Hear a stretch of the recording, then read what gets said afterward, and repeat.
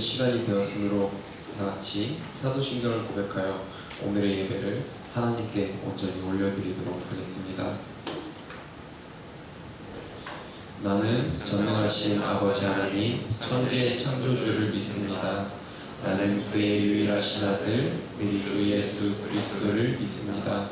그는 성령으로 잉태되어 동정녀 마리아에게서 나시고 본디오 빌라도에게 고난을 받아 십자가에 못 박혀 죽으시고 장사된 지 사흘 만에 죽은 자 가운데서 다시 살아나셨으며 하늘에 오르시어 전능하신 아버지 하나님 우편에 앉아 계시다가 거기로부터 살아있는 자와 죽은 자를 심판하러 오십니다. 나는 성령을 믿으며 거룩한 공교회와 성도의 교제와 죄를 용서받는 것과 몸의 부활과 영생을 믿습니다. 아멘.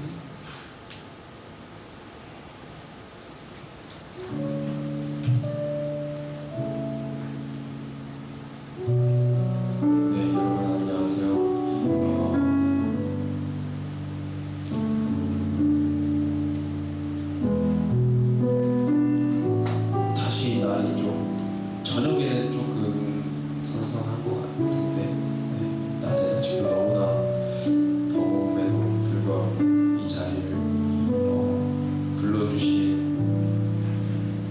이에 응답하여 이 자리에 나온 여러분들을 환영하고 축복합니다. 여러분들을 이 자리 그리고 또 여기까지 이끄신 원동력이 여러분들은 어떻게 되는 것 같으세요? 원동력을 다시 한번 생각해 볼 수 있었으면 좋겠습니다. 우리가 때로 지치고 때로는 험하다라는 표현이 될 정도로 우리 삶을 그렇게 표현하곤 하는데 그럴 때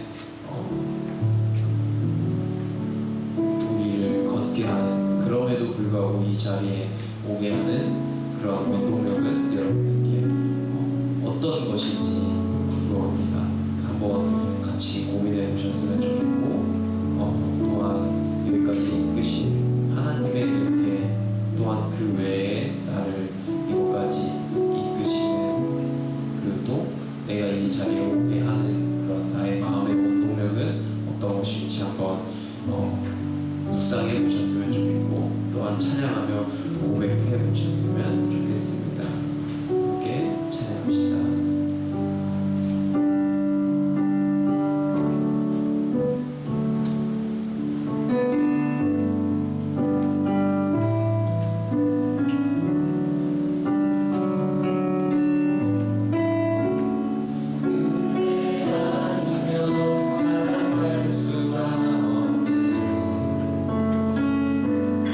모든 마저도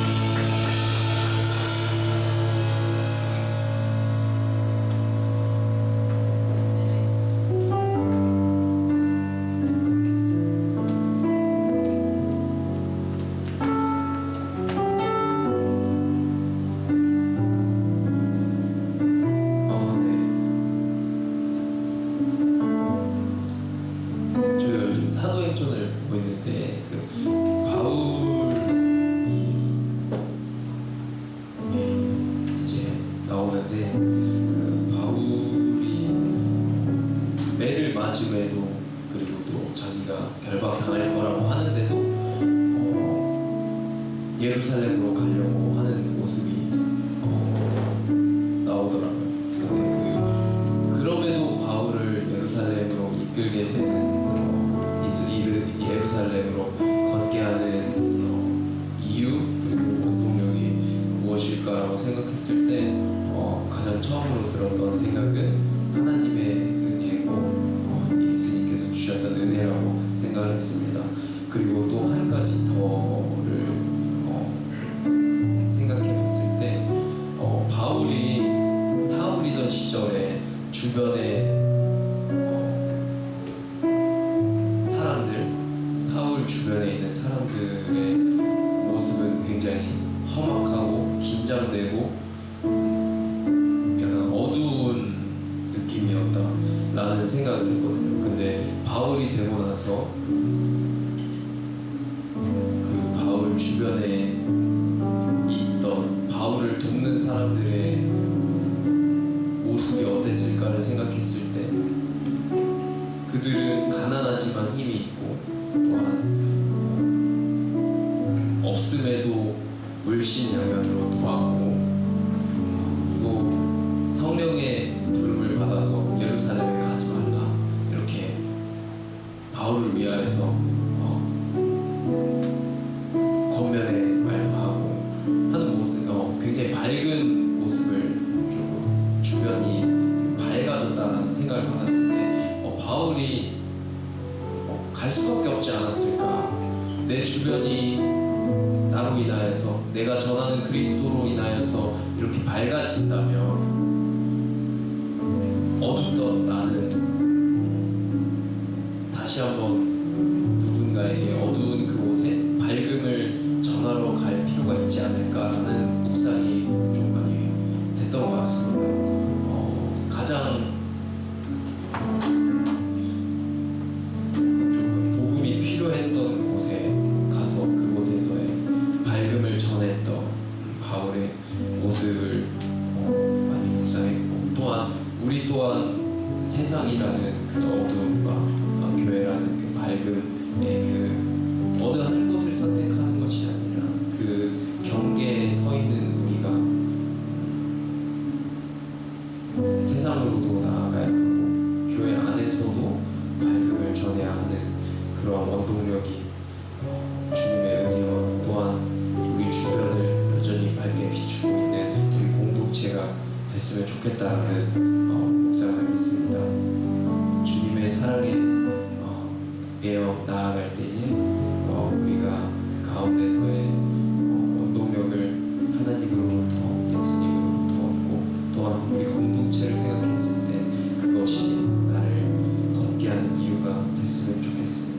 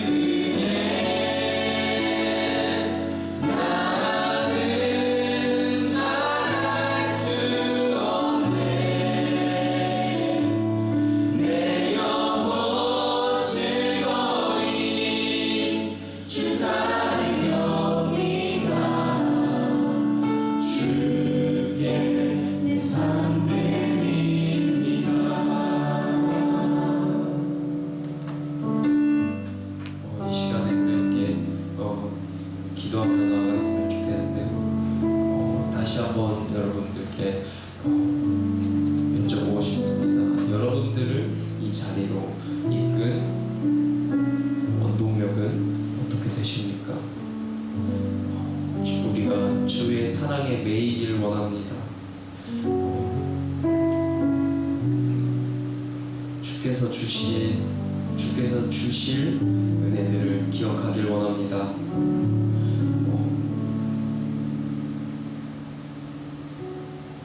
내 영혼 즐거이 주 따르렵니다 라는 가사가 굉장히 마음에 와닿는데요. 우리의 현실을 그리고 우리가 살아가는 삶 보면은 즐거이 주를 따르기란 너무나 어렵습니다. 그럼에도 우리의 고백이 즐거이 주를 따를 수 있기를 우리 예수님 그렇게 고백하길 원합니다. 그렇게 되기 위해서는 주의 사랑에 매일 수 있어야 되겠습니다. 주님의 사랑을 구할 수 있어야 하고 경험할 수 있어야겠습니다.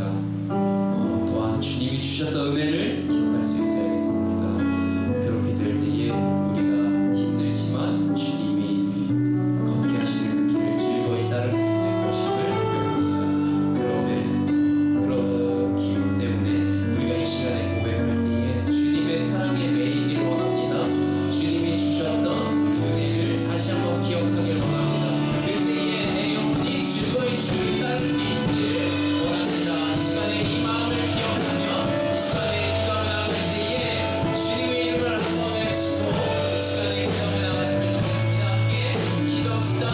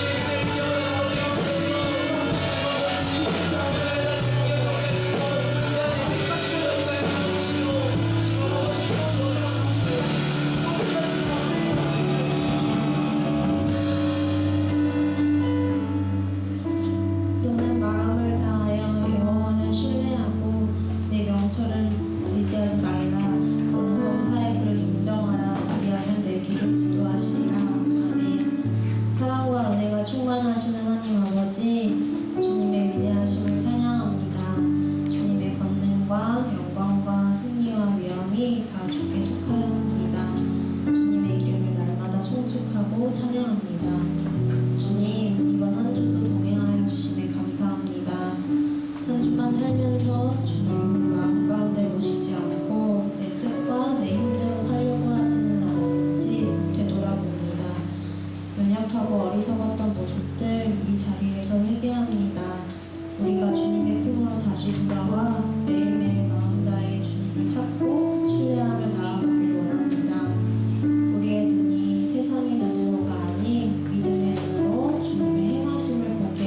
하시고 주님의 뜻을 구하며 사는 모두가 되게 해주세요.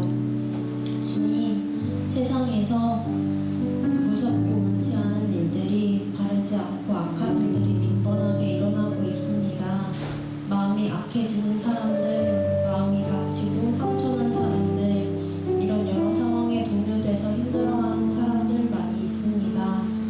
악에게 지지 않고 선으로 악을 이기라고 말씀하신 주님, 저희의 마음을 붙잡아 주셔서 악한 세상 가는 데에서도 중심을 잘 잡고 선의 영향력을 끼치는 주님의 자녀들 되게 해주세요. 주님, 우리에게 공동체를 주시네 감사합니다. 동역자들을 주시네 감사합니다. 서로를 더욱더 사랑하게 하시고 중보의 마음을 부어주셔서 더욱더 사랑의 공동체, 중보의 공동체, 믿음의 공동체 되게 해주세요. 청년부를 위해 애쓰시는 목사님 위해 기도합니다. 목사님의 건강을 지켜주시고 하나님의 사랑이 목사님 가정 안에 항상 가득 넘치게 하여 주세요. 청년부를 위해 항상 힘써주시고 함께해 주시는 부장님과 여러 섬김을 위해 힘써주는 임원들을 위해서도 기도합니다. 그들의 건강 지켜주시고 마음을 붙잡아 주셔서 각자의 자리에서 애쓰며 섬길 때에 힘듦과 지침이 아니라 하나님의 일하심을 경험하며 힘차게 기쁜 마음으로 잘 감당하게 해주세요. 하나님께 드리는 모든 기도가 땅에 떨어지지 아니하고 하나님의 때와 계획에 맞게 이루어 주심을 신뢰합니다. 주님, 이제 말씀을 듣습니다. 목사님을 통해 주시는 말씀을 각자의 마음밭에 잘 심기게 해주시고 각자에게 주신 사명을 붙잡고 나아가는 주님의 자녀들 되게 해주세요. 감사합니다. 예수님의 이름으로 기도드립니다. 아멘.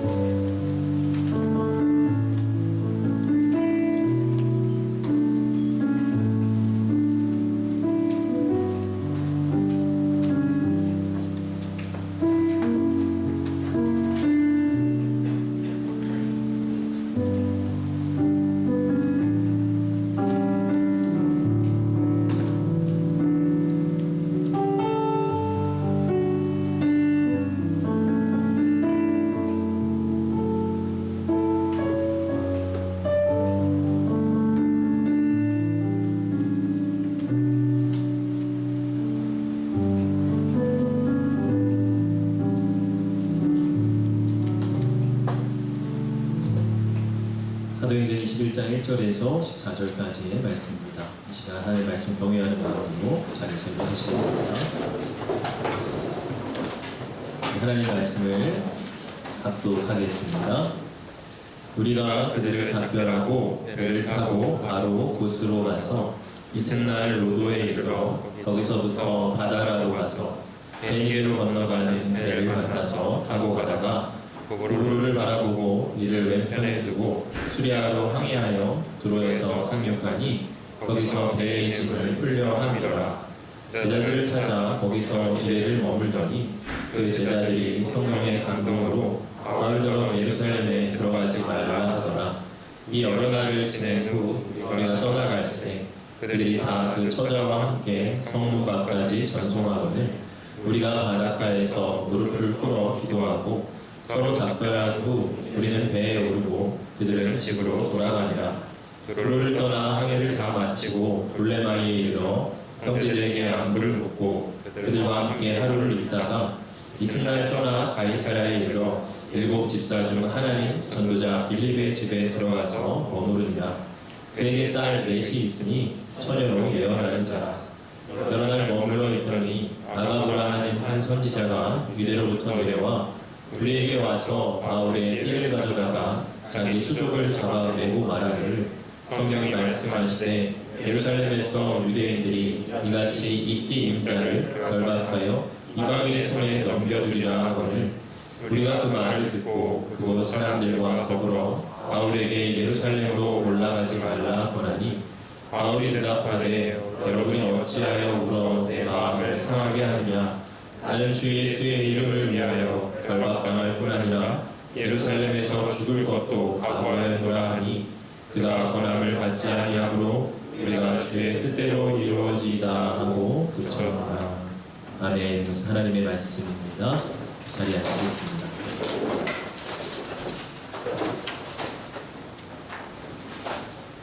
사명이라는 말은 우리를 부담스럽게 합니다. 사명이 고귀한 단어인 것은 분명히 맞지만 내가 가까이 하기에는 너무 엄중하고 또 너무 힘든 일처럼 느껴지기만 합니다.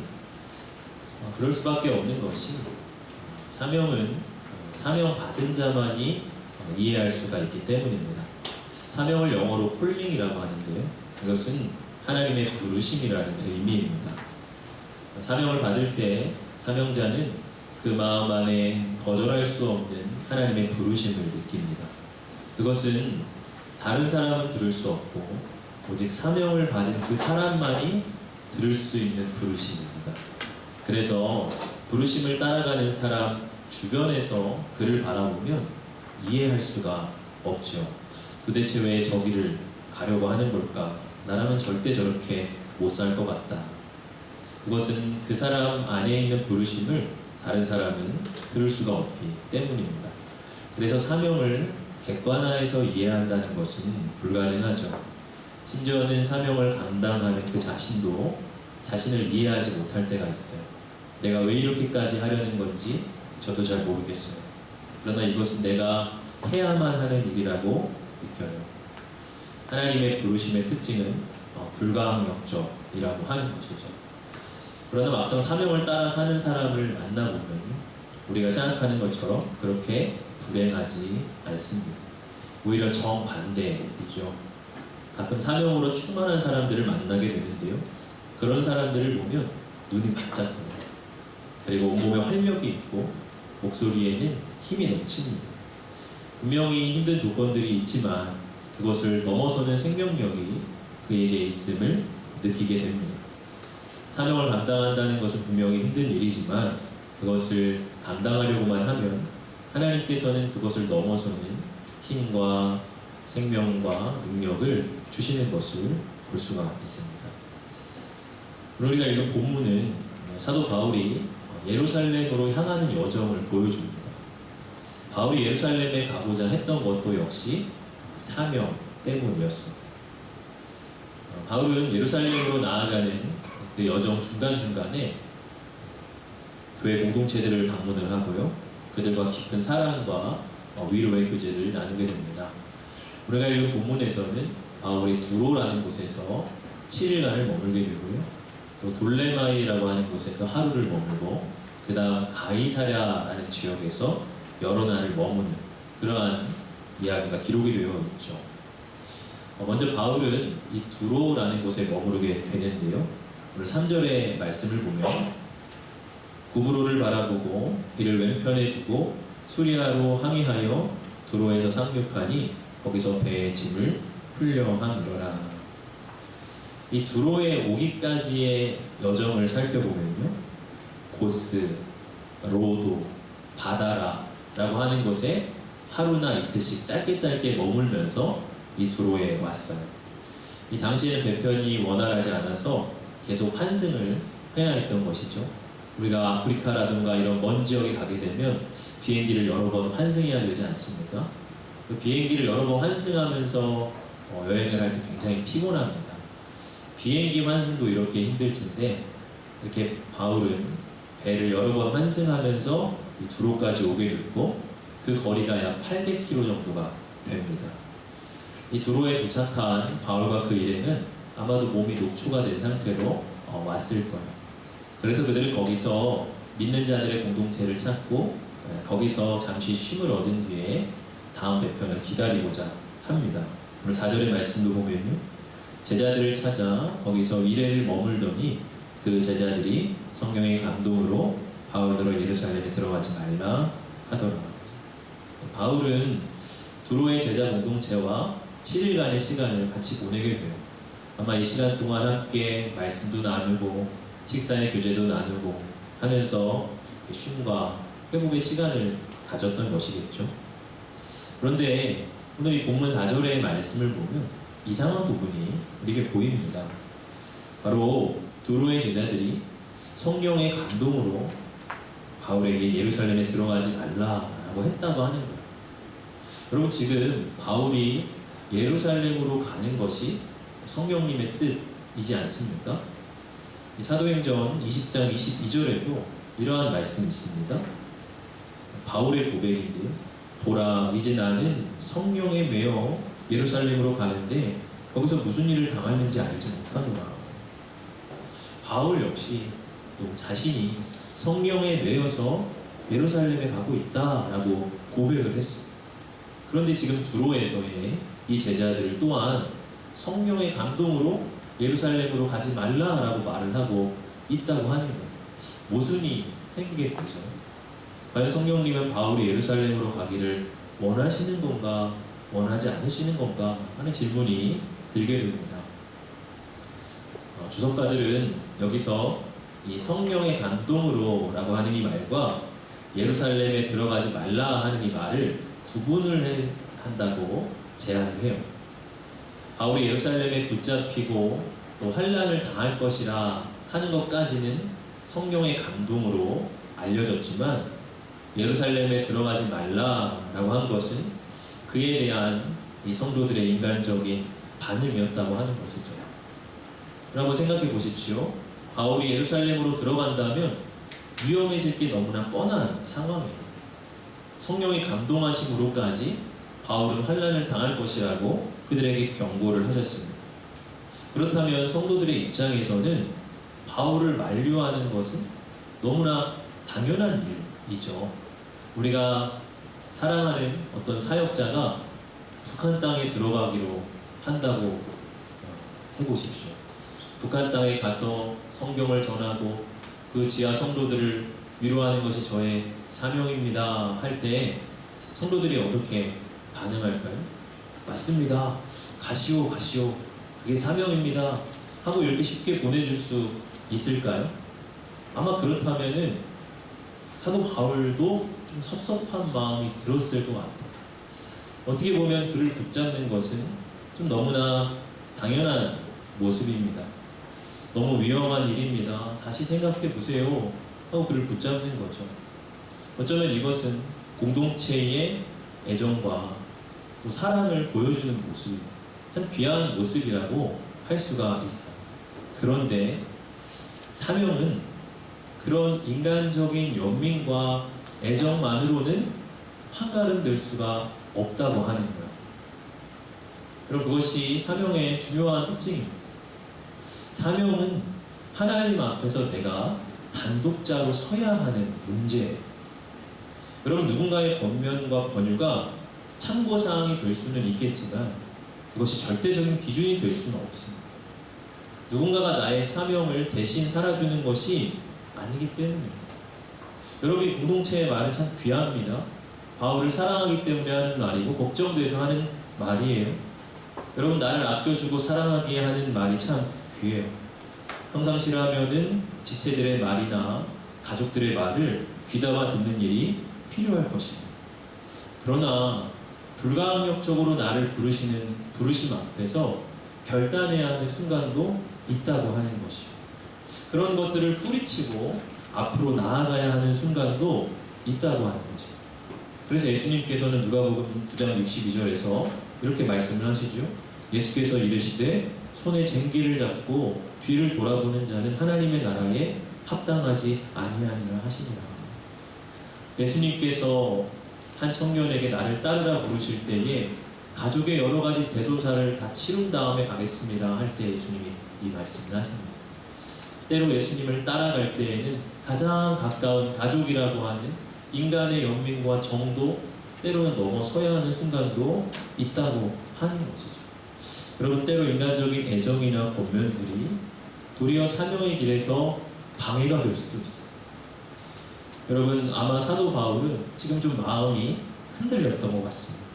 성도들이 예루살렘에 들어가지 말라라고 말할 때 바울은 아무 대답도 하지 못해요. 물론 오늘 본문 뒤에 가서는 달라지지만 이 순간에 바울 안에는, 그 마음 안에 그런 갈등과 고민이 막 생기는 것이죠. 여러분, 때로 내가 이런 선택을 하면 저 사람이 실망하지 않을까? 내가 이 길을 가면 주변 사람들이 뭐라고 생각할까? 하고 생각할 때가 있어요. 누구도 실망시키고 싶지 않고 그래서 적당한 길로 걸어가고자 할 때도 있습니다. 너무나 사랑하는 가족이기에 또 내가 너무나 사랑하는 누군가이기에 그 사람이 하는 말에 마음이 흔들릴 수도 있다고 하는 것이죠.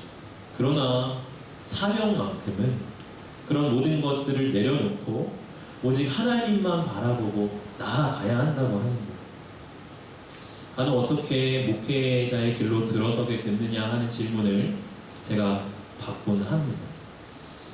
여러 가지 마음이 있었겠지만 그때를 기억할 때 분명한 것은 목회의 길로 가겠다고 한 것은 제가 평생 처음으로 누군가의 허락도 받지 않고 혼자 하나님 앞에서 결정한 것이었더라고요. 제가 좀 범생이었거든요. 그래서 부모님 말씀도 잘 들었고 부모님 실망시키면 안 된다는 생각이 굉장히 많았어요. 그리고 당시에 교제하는 지금은 이제 아내가 되었지만 여자친구도 있었어요. 그는 그런 길을 걷겠노라는 생각을 전혀 해보지도 않았어요. 그런데 부모님과도 또 당시 여자친구와도 상의하지 않고 그냥 하나님 앞에서 혼자 결정했습니다. 사명의 특징, 사명은 절대적이라는 것. 하나님이 바로 나를 향해 절대적으로 부르실 때 우리는 다른 어떤 것이 아니라 하나님을 보며 나아가는. 그럴 때 하나님께서 우리의 길을 열어주시고 사용하십니다. 그리고 흔들리는 이 마음을 붙잡고서 바울은 앞으로 나아갑니다. 그럴 때 이 두로의 성도들의 모습이 참 귀하죠. 5절에 여러분 말씀을 보면 이 여러 날을 지낸 후 우리가 떠나갈 때 그들이 다 그 처자와 함께 성문 밖까지 전송하고는 우리가 바닷가에서 무릎을 꿇어 기도하고. 여러분, 이 장면을 그려볼 때 참 마음의 감동이 있죠. 성도들이 처자식들을 다 데리고 바울이 떠나는 그 바다 항구까지 다 나왔어요. 그리고 헤어지는 그 순간에 그 자리에서 모두가 무릎을 꿇고 하나님 앞에 간절히 기도하는 그런 모습입니다.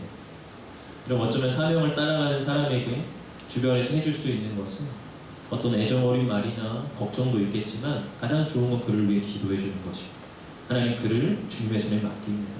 그의 길을 인도하소서, 그를 지키고 보호하소서, 이렇게 그를 맡겨드리는 거죠. 그 사랑과 기도로 지원하는 것이 그의 주변에 또 그를 사랑하는 가족들 혹은 공동체가 할 수 있는 최선의 모습이요, 지혜의 모습인 것을 우리가 볼 수가 있어요. 바울은 이 두로를 떠나서 이 돌레마이라는 곳에서 하루를 넣고 그리고 곧 이 가이사랴로 넘어가게 돼요. 오늘 8절의 말씀을 보겠습니다. 이튿날 떠나 가이사랴에 이르러 7 집사 중 하나인 전도자 빌립의 집에 들어가서 머무르니라. 바울은 이 가이사랴에서 빌립의 집에 머물게 돼요. 여러분, 빌립은 참 반가운 인물이죠. 우리가 이미 만나본 바 있는 인물입니다. 예루살렘 초대교회의 7 집사 중 하나였고, 또 사도행전 8장에 보면은 에디오피아 내시에게 복음을 전하고 그에게 세례를 주었던 그런 전도자입니다. 그래서 사도행전 8장 40절을 보면 이 빌립의 이야기가 어떻게 마감이 되냐면요, 빌립은 아소도에 나타나 여러 성을 지나다니며 복음을 전하고 가이사랴에 이르니라. 그러니까 빌립이 복음을 전하다가 가이사랴에 이르렀다, 이렇게 나오고 있어요. 그리고 오늘 21장에 또다시 가이사랴에서 빌립을 만나게 됩니다. 여러분, 그 기간이요, 약 20년의 세월이 흘렀어요. 그러니까 이 복음을 전했던 이 빌립은 이 가이사랴에 20년이라고 하는 기간 동안 여전히 정착해 있었던 것이죠. 그래서 주석가들은 빌립이 가이사랴에서 복음을 전했고 그를 중심으로 교회 공동체가 형성되었을 것으로 봅니다. 그래서 20년째 그 공동체를 떠나지 않고 계속 빌립은 거기서 섬기고 교회를 돌보고 있었다고 우리가 충분히 추측을 해볼 수가 있죠. 근데 여기서 한 가지 우리가 묵상할 수 있는 이 사명의 특징은 사명의 모습은 다양하다고 하는 것이죠. 여러분, 사도행전 8장과 이 21장 사이에서 사도 바울은 복음을 전하기 위해서 세계 곳곳을 다녔어요. 지구 7바퀴 반을 돌 만큼 먼 거리를 여행했습니다. 반면 빌립은 그 사이 20년이라고 하는 기간 동안 한 공동체를 섬겼습니다. 사도 바울의 사명도 귀하지만 빌립의 사명도 귀합니다. 여러분, 중요한 것은 사명의 겉모습이 아니라 자기의 부르심을 따라 살고 있느냐 하는 것이에요. 여러분, 빌립은 이 9절에 의하면 그의 딸 4명이 있는데 모두가 다 예언의 은사를 받았다고 말해요. 그럼 뭘 말하죠? 그만큼 귀하게 이 딸들을 신앙적으로 양육한 거예요. 여러분, 이 본문 안에서 빌립의 아내가 언급되지 않고 있다고 하는 사실은 아마 그의 아내는 일찍 세상을 떠났던 것으로 보입니다. 그런데 정말 그렇게 힘들고 어려운 상황에서 빌립은 한 가정의 아버지로서 최선을 다하여 그 신앙의 유산을 아름답게 물려줬던 거죠. 교회의 복음을 전하는 것도 힘들지만 가정의 복음을 전하는 게 더 힘들어요. 그런데 빌립은 딸들을 이렇게 아름답게 세워준 것이죠. 바울의 사명도 귀하지만 빌립의 사명도 귀합니다. 여러분, 하나님은 이렇게 다양한 사명자들을 통하여서 당신의 나라를 이루어 가신다고 하는 사실이에요. 그리고 우리 중 누군가는 목회자가 될 수도 있겠죠. 여기 있는 사람 누군가는 선교사가 될 수도 있을 것이고, 그러나 그다수의 많은 분들은 한 가정의 아버지가 될 것이고 또 한 가정의 어머니가 될 것이고, 여러분, 누군가는 멀리 외국으로 나갈 수도 있지만 누군가는 권사님, 장로님 될 때까지 우리 효성의 영광교회 안에서 오래도록 머물면서 섬길 수도 있어요. 여러분, 우리가 어떻게 살아가든 어느 자리에 있든 중요한 것은 내 안의 부르심을 따라 살아가고 있느냐 하는 거죠. 누군가를 비교하거나 부러워할 것 없이 하나님 앞에서 나의 부르심을 따라 살아가면 됩니다. 여러분이 바울과 빌립은 아마 대화가 굉장히 잘 통했던 것 같아요. 여러분, 10절을 보면 사도 바울이 여러 날 머물러 있었다 그렇게 나와 있어요. 특정한 그 날수가 기록되어 있지 않고 여러 날이라고 말하는 것을 보아서 꽤 오랜 기간을 머무른 것 같아요. 그만큼 바울은 이 빌립의 집에서 편안함을 느끼고 또 굉장히 회복의 시간을 가졌던 것이죠. 빌립은 전도자이고 사도 바울도 전도자예요. 그럼 얼마나 서로 할 이야기가 많았겠습니까? 복음을 전할 때 한 영혼이 회심하고 돌아올 때의 그 감격, 또 혹은 복음을 전하다가 핍박을 당하고 큰 위기를 만났을 때의 그 어려움, 그런 하나님이 어떻게 피할 길을 내주셨는가, 그 은혜에 대한 나눔, 그런 이야기를 하면서 시간 가는 줄을 몰랐어요. 그러면서 바울 안에 참 회복도 있고 참 안식도 있었을 것이라 볼 수가 있죠. 둘이 살아가는 모습은 다를지라도 예수님을 나타내며 살아야 한다는 부르심만큼은 동일했습니다. 여러분, 이렇게 사명의 겉모습은 다양하지만 사명의 본질은 하나예요. 이 땅에서 예수님을 드러내면서 사는 것입니다. 그러한 동일한 사명을 붙든 이 빌립과 바울은 서로에게 참 위로가 되었던 사람들이었던 거죠. 여러분, 저는 교회의 가치가 여기에 있다고 생각합니다.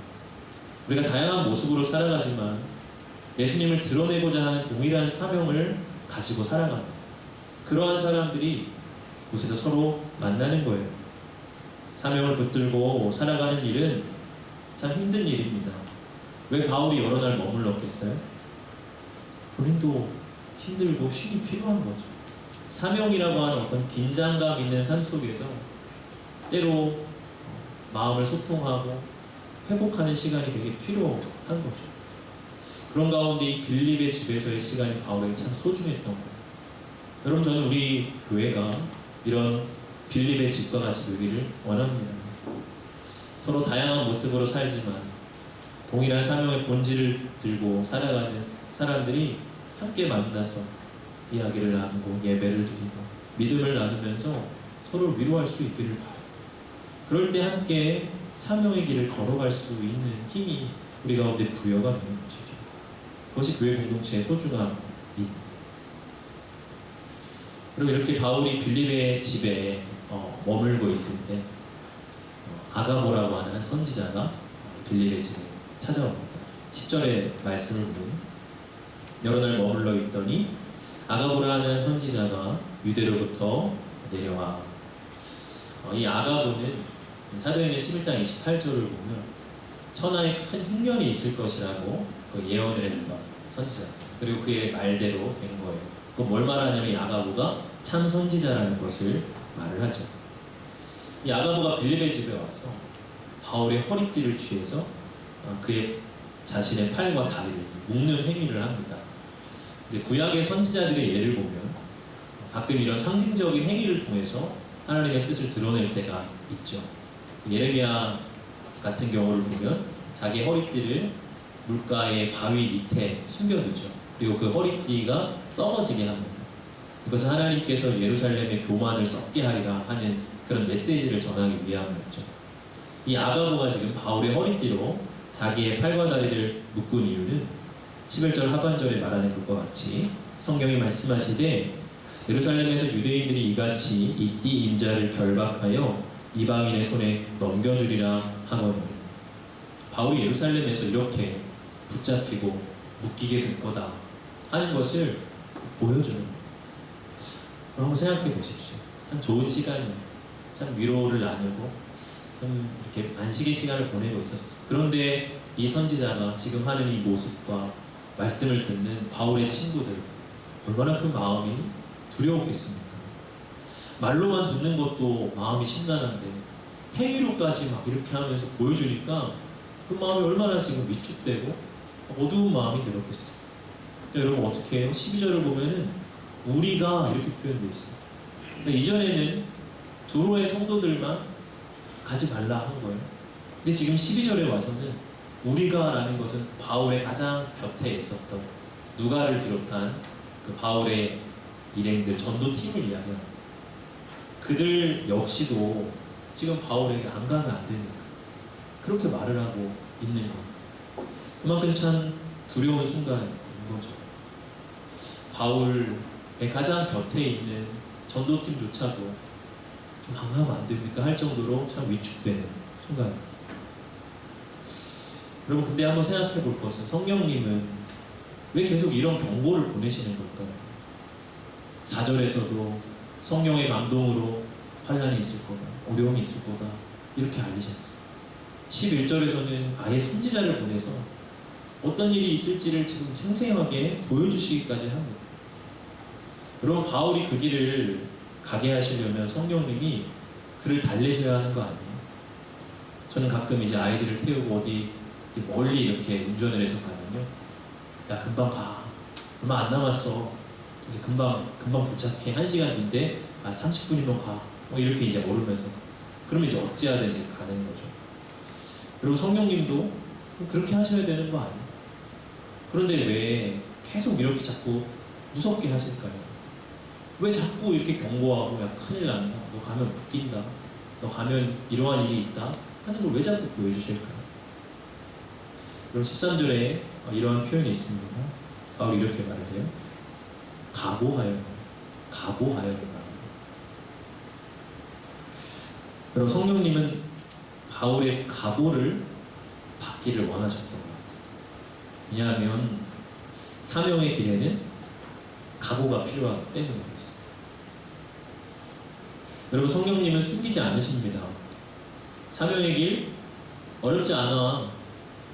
그리스도인으로 사는 거 쉬워. 누구나 할 수 있어. 그냥 일단 와봐. 그렇게 하지 않으세요. 환난이 있다, 고난이 있다, 믿음 지키며 사는 거, 말씀 따라 사는 거, 박해도 받고 미움도 받는다. 그런데도 너 갈래? 그런데도 너 정말 갈 수 있어? 어떤 책 제목을 보면 그런 책이 있어요. 자네 정말 그 길을 가려는가? 그러니까 한 목사님이 후배 목회자 후보생들을 향해서 쓴 책. 그럼 그런 거죠. 각오가 되어 있는. 이런데도 너 그 길 갈 거야? 하시는 거예요. 그런 각오가 있어야만 사명의 길을 끝까지 걸어갈 수가 있기 때문에 그렇습니다. 그리고 우리 안에 그런 각오가 있습니다. 우리 안에는 그런 결단이 있습니까? 어찌 보면 너무 각오 없이 우리는 그리스도인으로 살겠노라, 하나님 사명을 감당하겠노라 하고 있지는 않습니까? 각오가 필요하다는 거예요. 여러분, 우리는 물론 우리의 각오라고 하는 게 얼마나 연약한지 너무 잘 알고 있어요. 예수님 십자가 지실 때 베드로가 누가복음 22장 33절에서 이렇게 말을 하죠. 그가 말하되 주여 내가 주와 함께 오게도 죽는 데에도 가기를 각오하였나이다. 근데 예수님께서 바로 그 이야기를 듣고 뭐라 하세요? 베드로야, 닭이 울기 전에 너나 3번 부인할 거야. 베드로의 각오가 얼마나 연약한 건지 알고 계셨죠. 여러분, 때로 우리의 각오라고 하는 것이 베드로의 각오일 때가 너무 많아요. 너무 쉽게 무너지고 좌절하죠. 근데 여러분, 이 베드로의 각오와 지금 바울의 각오의 차이점이 뭘까요? 그때 베드로는 성령을 받기 전에 베드로였고, 지금 바울은 성령으로 충만하다고 하는 것이죠. 여러분, 우리의 인간적인 각오는 쉽게 무너지지만 성령에 힘입어 하는 각오는 우리의 평생을 이끌어갑니다. 성령님은 우리의 각오를 더 굳건하게 하시고 어떤 일에도 쉽게 물러서거나 타협하지 않도록 우리의 각오를 지키고 사용하십니다. 중요한 것은 우리가 성령님을 의지하여 각오하고 결단하는 일이에요. 여러분, 이 예배 자리를 나설 때 여러분의 마음에 각오가 있으십니까? 내가 예배를 드리고 나서지만 다가오는 한 주 동안 분명히 어떤 어려움이 있을 거야. 분명 시험이 있을 거야. 내 마음을 막 헤집어 놓는 그런 괴롭히는 여러 문제들이 있을 거야. 또 분명히 회사 가면 그 직장 상사는 분명히 날 괴롭히겠지. 그러나 나는 각오가 되어 있어. 나는 믿음의 길을 걸어갈 거야. 어떤 자리이든 주님과 함께 갈 거야. 각오가 필요한 거야. 각오라는 게 뭐죠? NIV 성경 표현을 보면 I am ready 이렇게 나와 있어. 나는 준비됐어.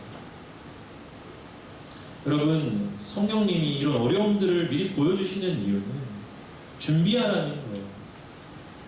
무슨 일이 있을지 예상하고 준비되어 있으면 우리는 그 일을 뚫고 나갈 수 있습니다. 그런데 우리는 막연히 앞날이 좋을 거라고 생각할 때가 많아요. 근자감이라고 그러죠. 그냥 될 거야. 그냥 어찌되든 내 삶은 잘 될 것 같고 좋은 일만 있을 것 같고, 그러다가 어려움이 닥치면 당황하고 하나님을 원망합니다. 그러나 성경은 이미 믿는 자들에게 어떤 어려움과 시련이 있을지를 너무 많이 말씀하고 있어요.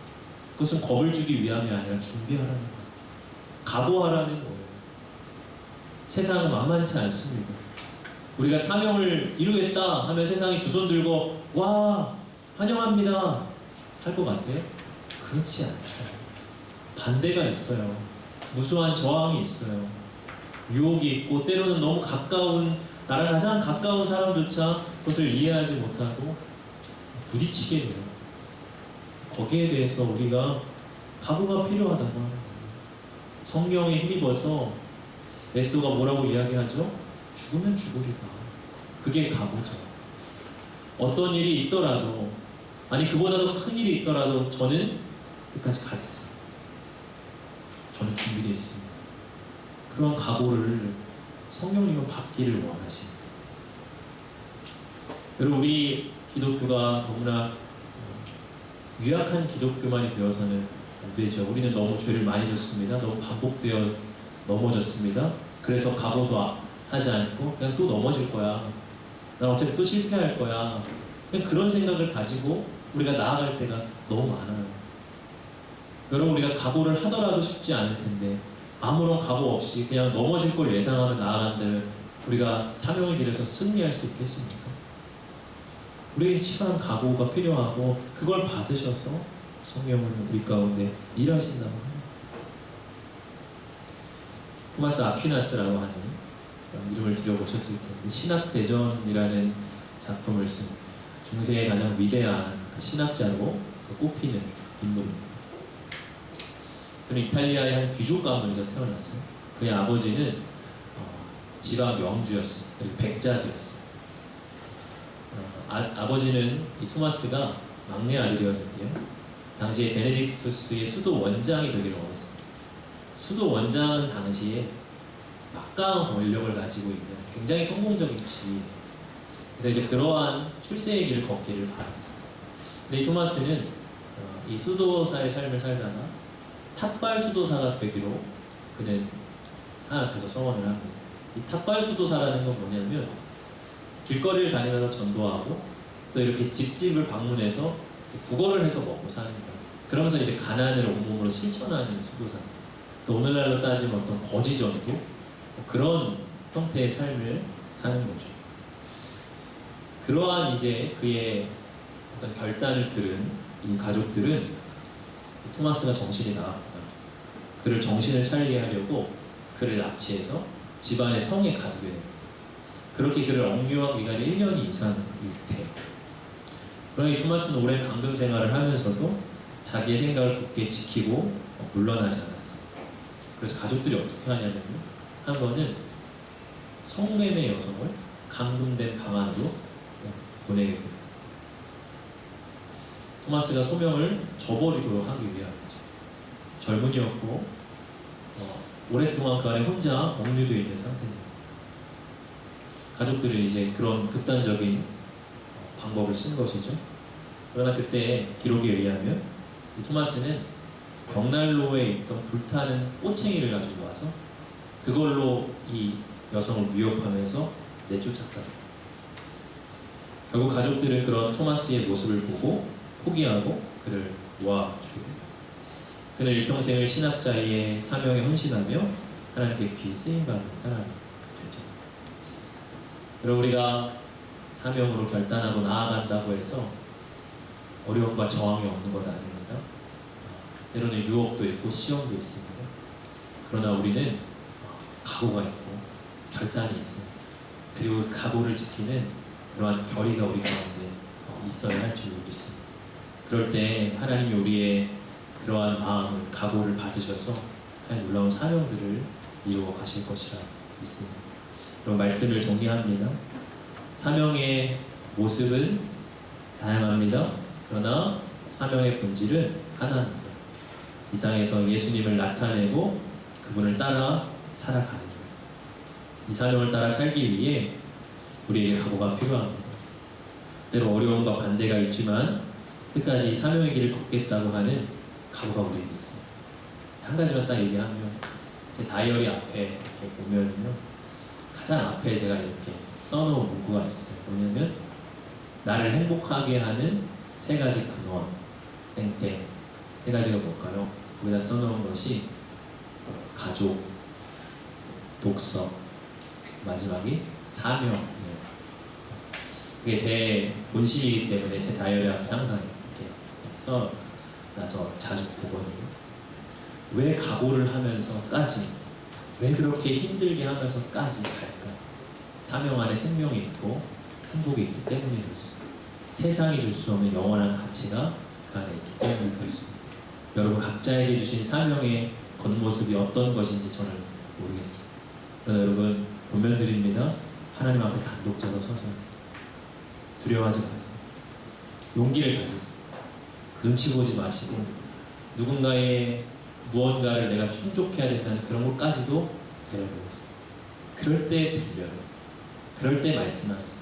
그럴 때 하나님이 너의 사명이 이것이다 라고 우리를 준비시키시고 각오하게 하십니다. 바라기는 사명 없이 살아가는 흔들리는 인생이 아니라 분명한 사명을 따라서 나아가고 살아가는 모든 청년 공동체가 되시기를 주의 이름으로 축복합니다. 지금 같이 찬양합시다.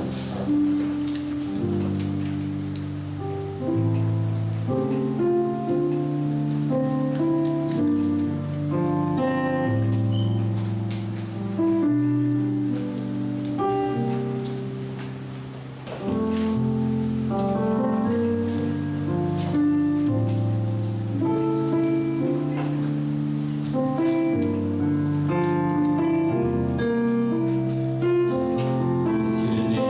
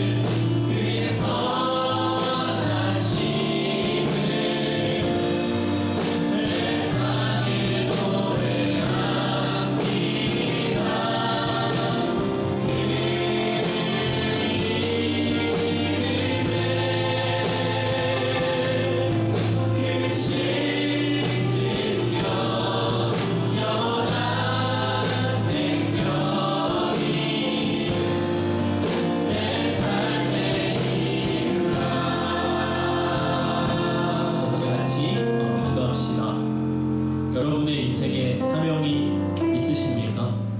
지금 내가 붙들고 내 삶의 일평생을 통하여 바라보는 그 사명의 콧대가 여러분 있으십니까? 왜 많은 사람들이 인생을 방황하고 우울과 절망과 낙심에 빠져 살아갈까요? 그것은 인생에 목적이 없기 때문이고 인생에 사명이 없기 때문에 그렇습니다. 주로 오늘날 젊은이들 사이에 마약이 유행을 하고 계속해서 어두움과 음란과 저속한 것들이 튼튼하는 이유는 저는 한 가지라고 생각해요. 삶의 목적이 없기 때문에, 삶의 사명이 없기 때문에 그렇습니다. 여러분 사명이 있으십니까? 하나님이 지금 나를 부르시고 하나님 나만이 할 수 있는 그 일로 나를 지금 부르고 계신 그 부르심이 여러분이 있으시고 우리가 사명을 가진다는 살기를 바랍니다. 사탄의 속임수는 사명의 길을 행복하지 않다고 하는 거예요. 불행하다고 하는, 괴로운 거라고 하는 거예요. 어리석은 길이라고 하는 거예요. 사탄의 속임수는. 그러나 놀라운 사실은 사명을 붙들고 사명을 살아가기 시작할 때 우리 안에 하나님 위로부터 오는 놀라운 생명의 기쁨이 있습니다. 그것이 우리를 살리고 우리를 회복시키는 거죠. 우리 여러분 같이 정말 하나님 내가 사명이 있는 인생이 되구나.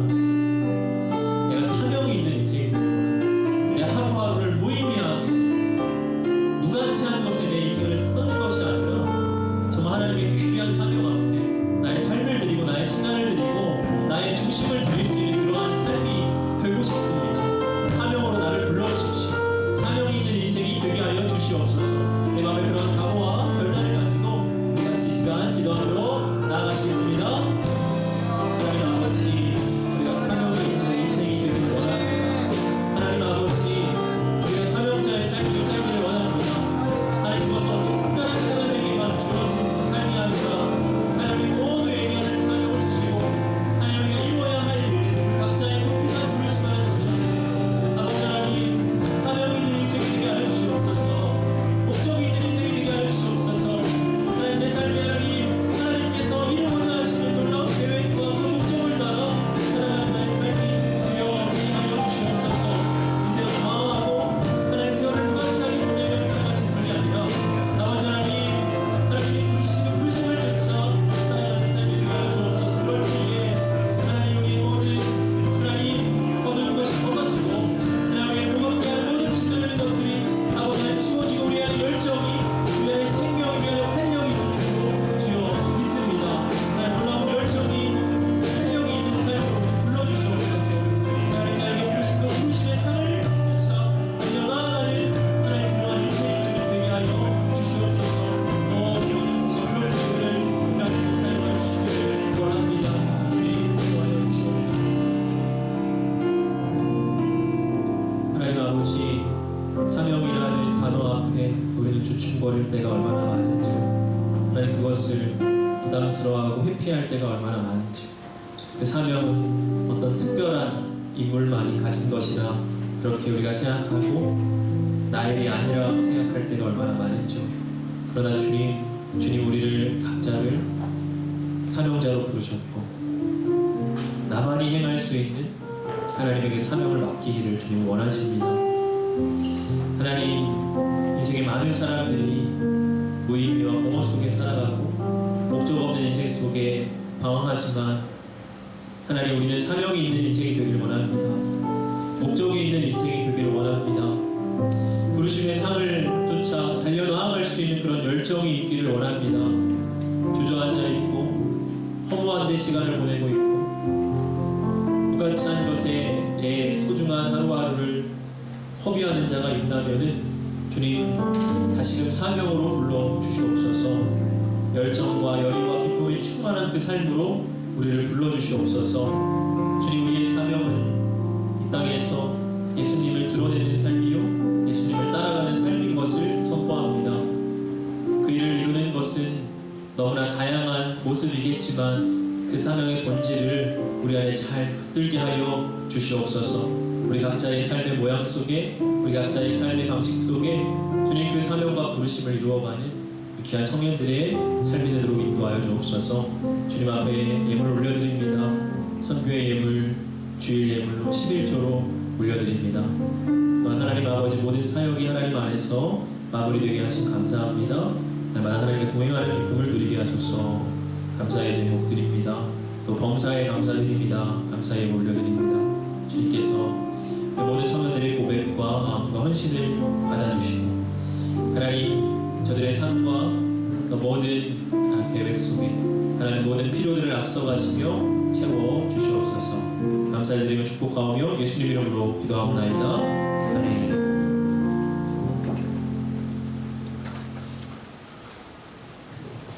네, 오늘도 예배의 자리에 나오신 여러분들을 환영하고 축복합니다. 8월 캠페인 기도하면 돼입니다. 행동 수칙 3가지로 예배를 위해 기도하기, 공동체를 위해 기도하기, 나를 위해 기도하기입니다. 하나님께서 기도에 응답해 주실 것을 믿으며 우리가 믿음의 길을 걸어갈 때 모든 순간마다 기도함으로 구하고 찾고 두드리며 하나님과의 긴밀한 대화를 나누는 청년부가 되길 소망합니다. 오늘은 선교주일입니다. 이번 달 선교국가는 호주입니다. 호주 민족과 현지에서 선교의 사명을 품고 사역 중이신 선교사님들을 위하여 기도하는 청년부가 되길 소망합니다. 다음으로 금요철야 예배 청년부 특송이 있습니다. 9월 1일 금요일에 있는데요. 오후 8시 반에 2층 유년부실에서 연습이 이루어지니 시간 되시는 분들은 참석하셔서 예배드리고 찬양함으로 하나님께 영광 올려드리는 시간이 되기를 소망합니다. 네, 다음 주 주일 8월 27일 날 오후 예한 예배로 드려집니다. 오후 1시 40분까지 3층 담당 예배당에 착석해 주시면 되겠습니다. 예배 시간은 오후 2시입니다. 다음 주에도 총모임이 있는데요. 오후 연합 예배 끝나고 소그룹 모임 끝난 후에 4시 반부터 2층 세가족실에서 총모임이 진행될 예정이니 임원 리더 팀장님들께서는 시간 맞춰 와주시면 감사하겠습니다. 네, 최철 목사님께서 휴가가 4월 28일 월요일부터 9월 6일 수요일까지입니다.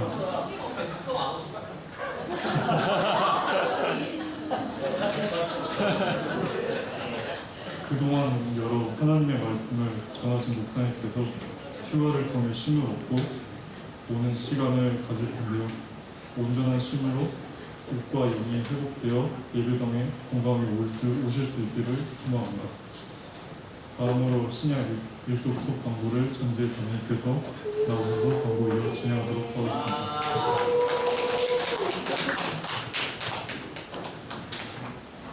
네, 안녕하세요. 반갑습니다.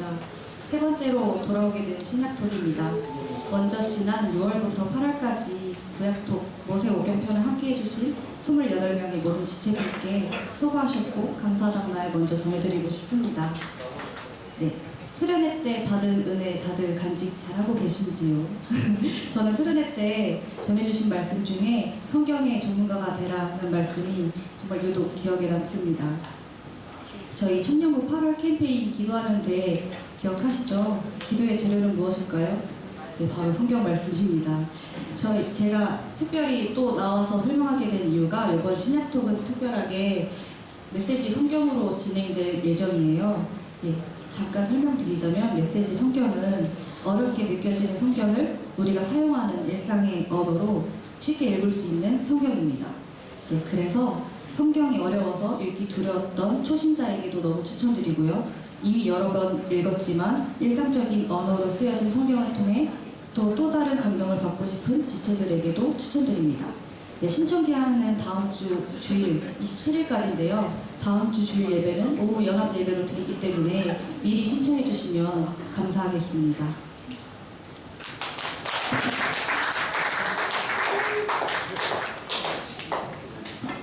다시 한번 광고해주신 전재 자매님께 큰 박수로 맞이하겠습니다.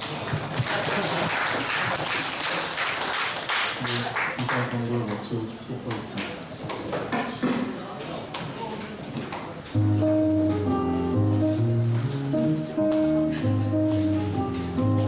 네, 우리 서로서로 축복하고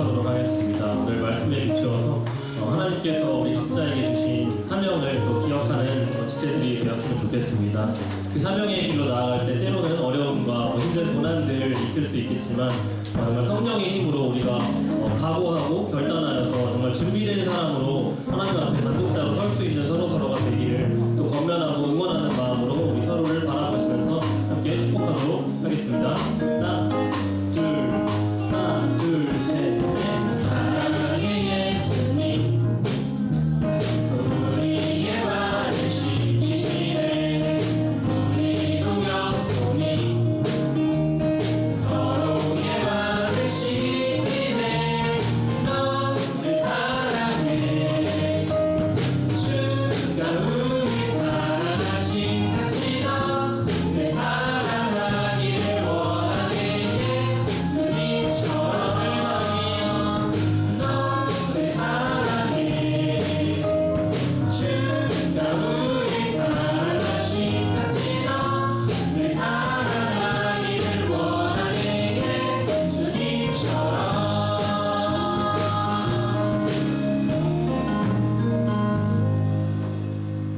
우리 주 예수 그리스도의 은혜와 하나님 아버지의 사랑과 성령의 교통하심이 사명이 있는 인생이 되기를 제가 각오하고 결단하는 이 자리에 모인 모든 주의 백성들 머리머리 위에와 그들의 삶과 가정 위에 일터와 학업 위에 준비하며 계획하며 나아가는 앞으로의 모든 일들 위에 이제로부터 영원까지 함께 하시기를 간절히 축원하옵나이다.